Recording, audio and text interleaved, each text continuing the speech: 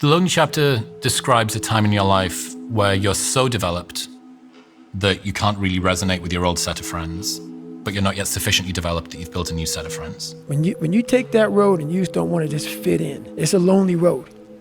It's a lonely road, and you get a lot of haters, man. Like I tell people all the time, man, if I can walk on water, motherfuckers would say it's because I couldn't swim. And so sometimes you have to like your goals more than you like your friends. And every person who wants to do something in their life or has done something with their lives is going through the exact same chapter that you're going through right now.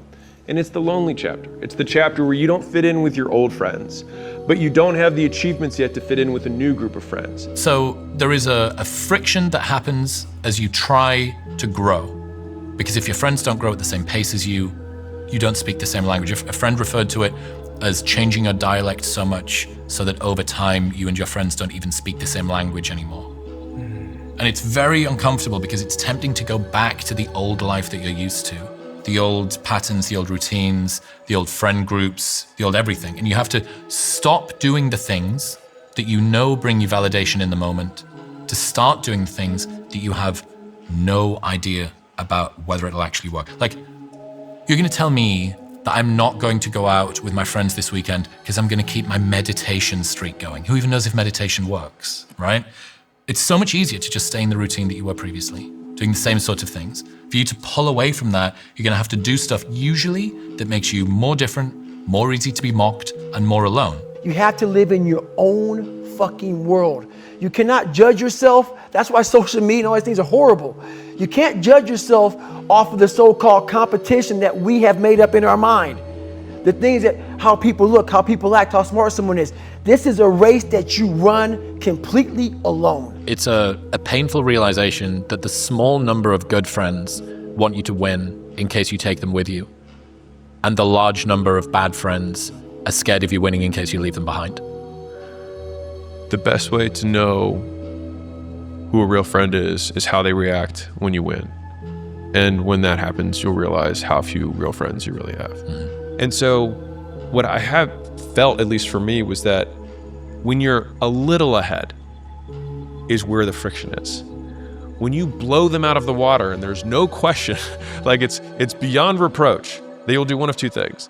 They will either be really happy for you or they'll change the game that they're beating you at. That's great, but I'm in better shape. That's great, but my marriage is better, right? Like, or whatever, whatever game that they choose to play. So it's like, it's almost a situation where you already have something really valuable and it's your own individuality. And to try to conform to what everyone else already does is basically to lose that. So you're already your own individual guy. Like, no one has lived your life. Try to show that part off. Like, if you want to live a life that is the same as everyone else's, then you can do what everyone else does. The only issue is when you want to do what everyone else does, but get what none of them have. If you want to be exceptional, by definition, you will be the exception. You will not be normal. You will be unlike the others. And so it makes sense that you would be in the out group. And this is one part that I try to tell people and teach them. If you're trying to go to that uncommon amongst the uncommon place, it's a lonely motherfucker up there, man. It's lonely. I'm not saying I'm better than every fucking body. I'm not saying that. And once again, I'm not speaking for every SEAL, but I didn't try to be what they were. What you're just saying is just a fact. It's just a fact, It's man. just a fact. And there's people that are willing to go very far. And then there's people that are willing to go far further than that. That's it. And when you're a person who prides yourself on your ability to go very far, and then someone is willing to go far farther than you, you have to decide, do I want to look at that as the new standard? Do I want to judge myself?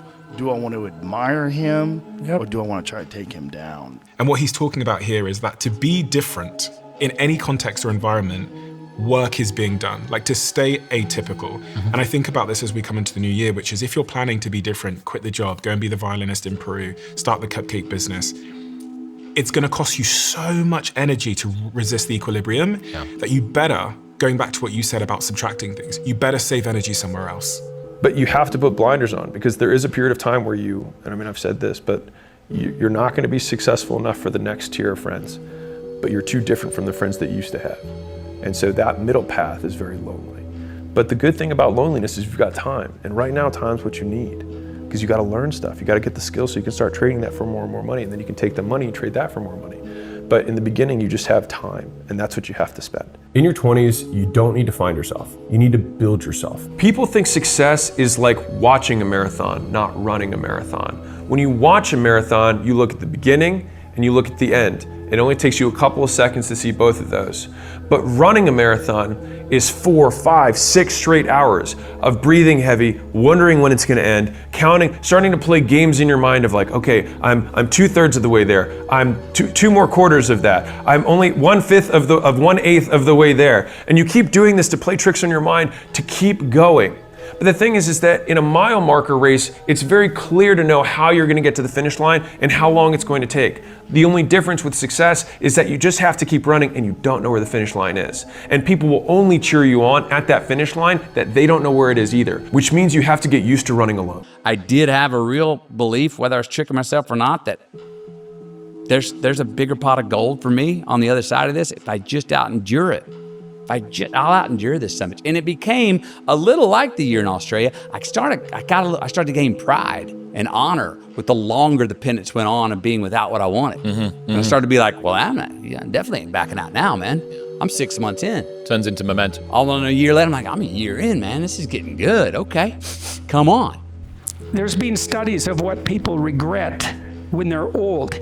They don't regret so much the mistakes they made. They regret more the mistakes they didn't allow themselves to make.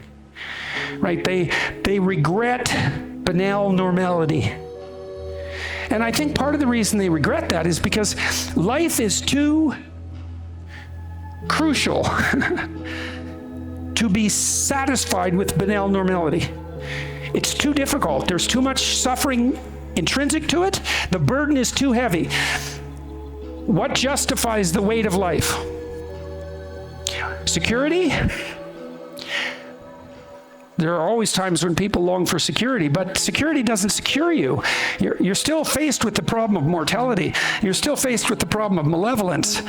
What can justify that? Well, how about a great adventure? I love this analogy using escape velocity. Imagine that we've got a rocket ship here. So, when this is taking off, on the launch pad is when it needs the most energy. The inertia is the highest, the resistance is the most. So that's when you need to use whatever fuel you've got. Use the chip on your shoulder from the kids that bullied you in school. Use your desperate desire to be seen by that girl out there. Use your need for validation from your parents, whatever it is. And then what happens is, the old school style rockets, not the new Falcon 9 ones. What happens when this takes off? This fuel source switches off and then the booster rockets come on.